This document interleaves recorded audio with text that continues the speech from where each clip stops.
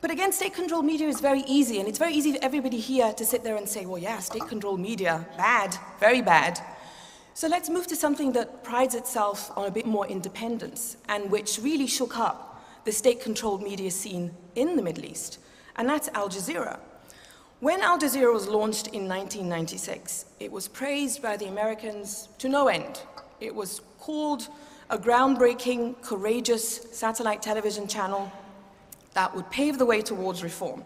Of course, when Al Jazeera began to speak out against the Americans, and I'll explain the Qatari Bermuda Triangle, as I'll call it, in a few minutes, the Bush administration began to condemn Al Jazeera, and there was, you'll remember the leaks about then President Bush suggesting that perhaps they should bomb Al Jazeera, and several Al Jazeera journalists were killed in the line of action. Perhaps we should have a debate on the morals of the Bush administration. That would probably be very interesting.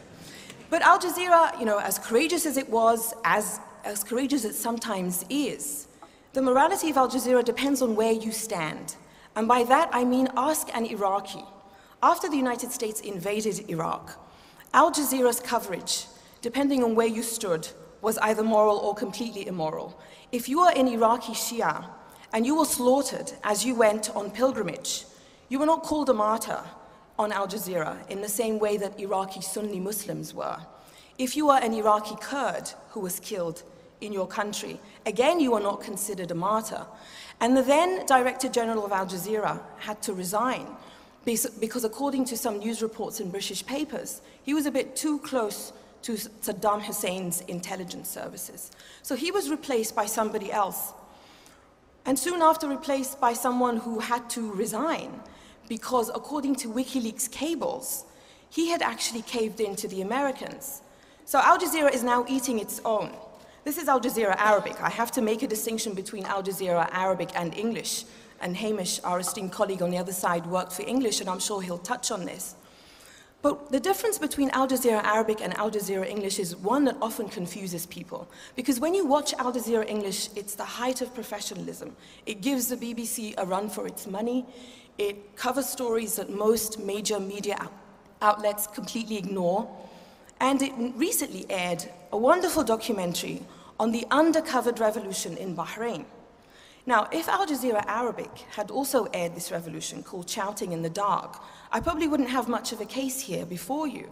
But Al Jazeera Arabic would never show that documentary because Al Jazeera Arabic lacks the morality to recognize that while it's right to cover, some have accused it of supporting, but while it's right to cover the Egyptian revolution 24 hours a day, it had its television cameras on in Tahrir Square around the clock, and I salute it for that. Somehow the Bahraini revolution did not garner such attention.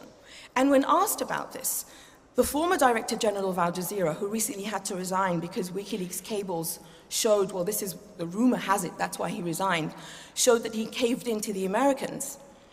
He said, what Khanfar said, we had to make a decision on how important various revolutions were to the region. So he's basically saying, we have to make a decision on how important people's freedom and dignity is. If you pass into those words what he's actually saying, and what Al Jazeera Arabic and English in their distinction are actually saying, is that some people's freedom and dignity is more important than others. Or in the words of George Orwell in 1984, some people are more equal than others, as some of his animals were more equal than others. Because when it comes to Al Jazeera, it falls into this Bermuda Triangle of logic that I said Qatar is a prime example of. Qatar is home to the US largest American airbase in the Middle East. Qatar also hosts an Israeli trade office, even though the two countries do not have diplomatic relations. And Qatar considers Israel an enemy state. There's no peace between the two countries.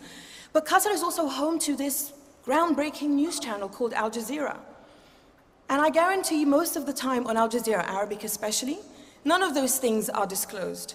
There is no interconnectedness that is made on Al Jazeera Arabic between all of these contradictions that, as far as the Qatari royal family are concerned, are great for Qatar's international standing. And so that's one way that the hypocrisy comes in, and WikiLeaks failed Waddah Khanfar. Now, if I take it to the United States and Fox News,